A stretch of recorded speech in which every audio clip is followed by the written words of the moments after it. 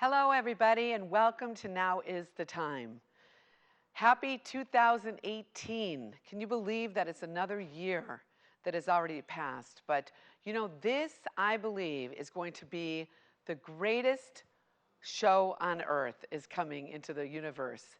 In fact, in Hollywood, there was a new movie that just came out, 12/22, actually, last year, on 12/22, which is a very significant number because 12 is about government, and 22 is, to me, it's about Isaiah 22:22, about the keys of David that God is getting ready to release this year. So I want to encourage you that this is going to be a year of abundance. This is going to be a year of favor. This is going to be a year of the financial increase and breakthrough that many of you have been waiting for. It's been a hard season. 2017 was a year. It was the year in the Hebrew calendar of 5777. But at Rosh Hashanah last, September, the Hebrew calendar is different. We're on more of the solar calendar. They're on the lunar calendar. So we have New Year's at different times. And so the Rosh Hashanah started at, it was, I think, in September, and it was the year 5778. Well, now we're in the year 2018, and the number 8 is new beginnings. This is a new season for you.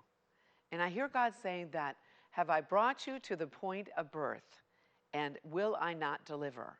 This is a season that you're going to start to see that the things that you have dreamed for, the things that you have hoped for, the things that you have prayed for is finally going to come into fruition. It's going to come into reality.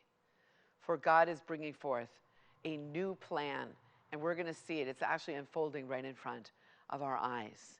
And so this year, let's all at the beginning, they say that at the beginning of the year, I think that they said within like 2 weeks, most New Year's resolutions are broken. This sounds kind of bad, but I actually didn't bring any resolutions yet. I've been so busy, but I'm going to be doing that this weekend as for the year, planning what I feel God is telling me for the year. I've, of course, been praying about it. But let me tell you, some exciting things are on the horizon. How many of you are excited? Often after the holidays, there's a letdown. Are you let down today? Well, it's time to get up. It's time not to be let down, but it's time to get up and get moving because, it's time for a movement. When a movement comes, you know what you have to do? You have to move when a movement comes. And you have to move, otherwise you're going to miss the boat. It's so funny because I was in Italy. This is coming to my mind, this story right now. I went to Italy. I've been there several times, but about 3 years ago, and we took this boat, from Rome, and we went up to some really, I don't even remember the area that we were, but all I know is we had a stop on the boat, and then we all got off and were able to shop a little bit, but I went into a place to get coffee, and my friend said, I'll be right back. I'm going to use the ladies' room, and she did, and so I got the coffee, and I'm waiting there with the coffee, and all of a sudden, I'm thinking, well, maybe I didn't hear her right or something. So I had the copies, and I'm walking back to the boat. Well, because all the people got on the boat, I thought that, I had to go down further. So I was walking down and looking around and go, wait a minute, I missed the boat. How many of you today feel like you missed the boat? This was one of the most horrific experiences because I didn't have a cell phone on me. I was in another country. And all the people that I came with were on the boat. And so all I can tell you is God made a way. But I eventually got to the port where they were, but I had to go on another boat, wait for the next boat, get on the boat. And when I finally got to the landing spot where they were, I eventually ran into somebody. And they showed me where everybody was. And it was one of those experiences that you just never forget. But I'm sensing by the Spirit of the Lord today is that some of you feel like you've missed the boat. And what I'm hearing God say right now is that you haven't missed the boat, that it's a new season, that a lot of you have gone into a time, it's been extreme drama and trauma, but you're coming into a new season right now. And so just stay the course. You know, it was a few years ago, I was really discouraged one day, and I was praying, and I heard the Lord speak to me, and he said, Mary, you're in survival mode. And I had a vision of myself just barely keeping my head above water and treading water. And I'll never forget what God spoke to me. He said, Mary, you can't be creative in survival mode because you're just surviving. And then I thought to myself, yeah, you're right. I'm just surviving. I can't be even thinking about how I'm going to do anything but just keep my head above water.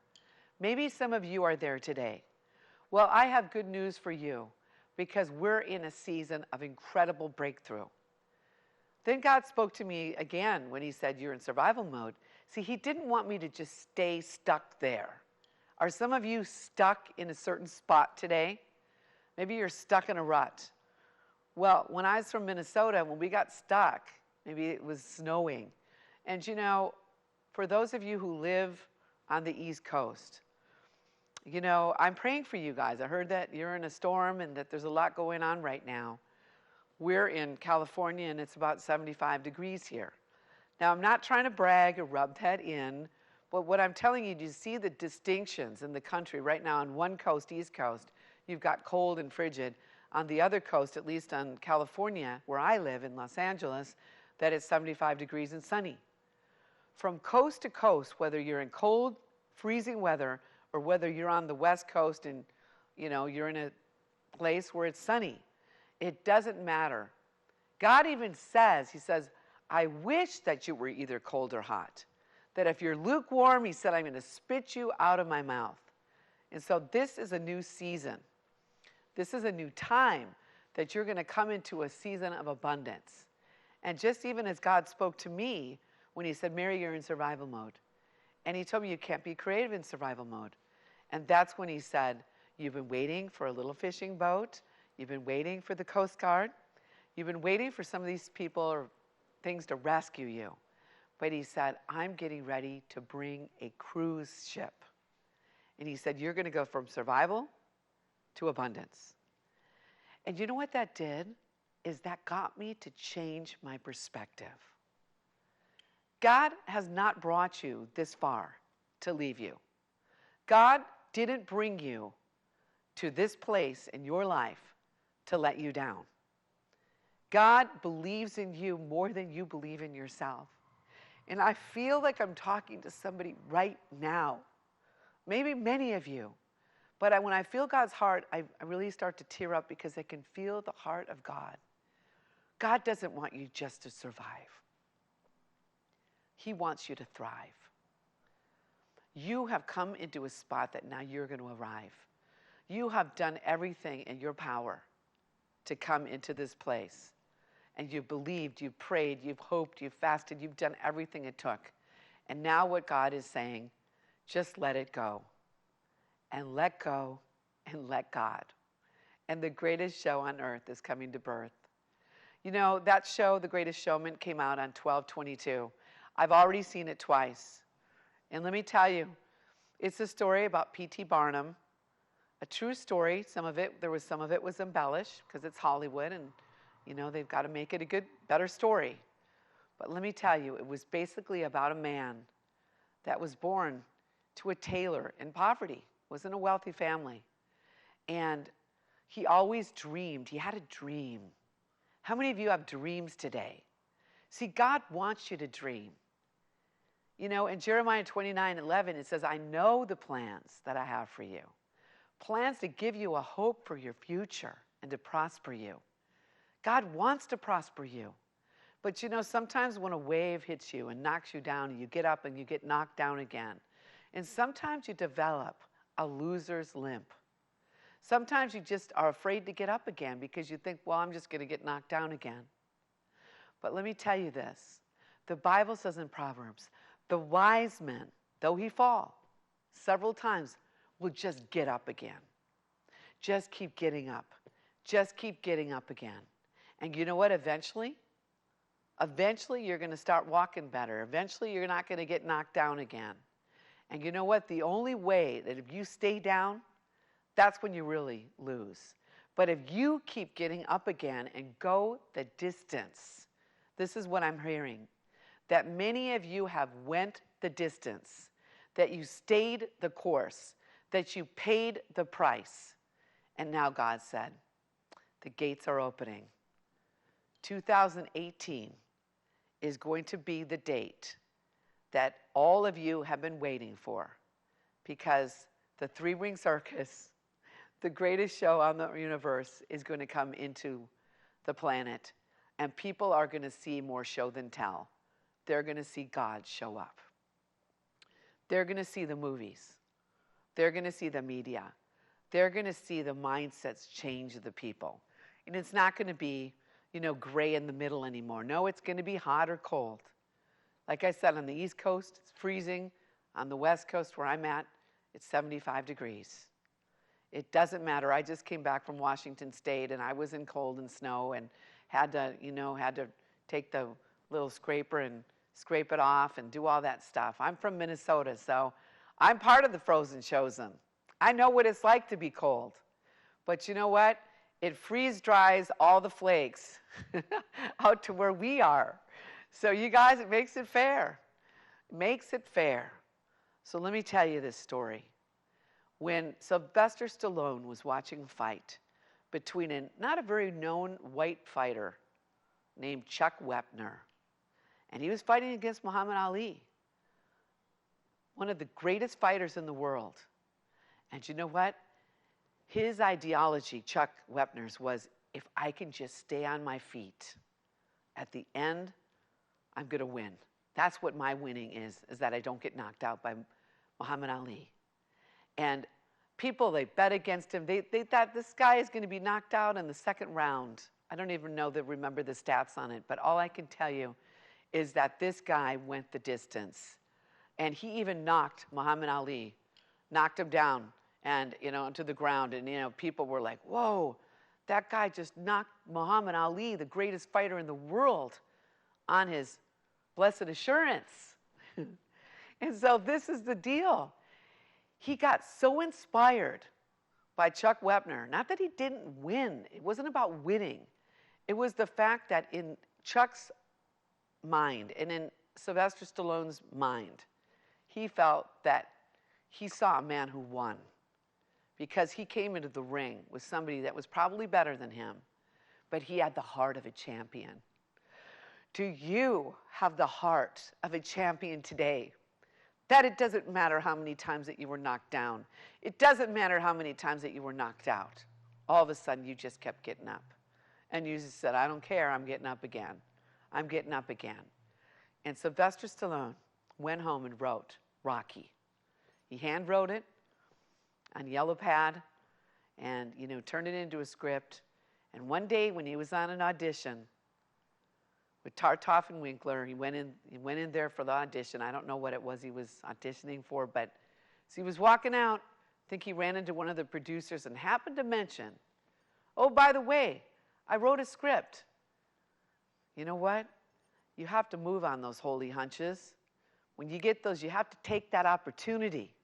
You have to take the chance to step out when other people maybe think, oh, no, I've been knocked down too many times. No, step out again. Step up again and step in again, because it's time that you're going to go all the way. And, let me tell you that. He sent that script over, Sylvester Stallone. And, they read it and they liked it and they offered him a lot of money for it. And he turned it down because he said, I need to play Rocky. And they laughed at him like, you can barely talk. Yo, Adrian. It's like, he had done a few things in Hollywood, but for the most part, he was just a two-bit actor. But he had a dream, and they kept on upping the price, upping the price, upping the price. But he kept turning it down because he said that if I took this money, I think at one time it was up to almost $250,000, $500,000, some really exorbitant rate for the 1970s. He said, if I would have turned it down, and if I would have seen that Rocky become successful, and one of the actors of the time, they wanted Robert Redford or Ryan O'Neal, if one of them would have played it, they can't play it like I can. I wrote it. I have the heart of a champion. And I know what it's going to take to be in that ring and to play Rocky, because I've been on these jobs where I didn't get it. So many times that I've been on these auditions. So many of you, I'm hearing this, Lord, right now. So many of you in the industry, some of you that have been in business and you've done this and that, you've approached people and you've went all the way and you kept getting knocked down. Let me tell you this just once more. Just once more. You know what? The movie, I'm getting this by the Spirit, Hacksaw Ridge, that Mel Gibson produced, and it came out last year. Remember the guy, I wasn't even planning on speaking about this, but you know what?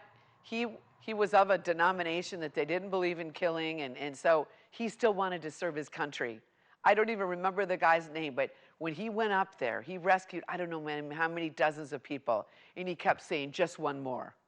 I'm going to go back and I'm going to get just one more. That's what God is saying to you, to just get up again.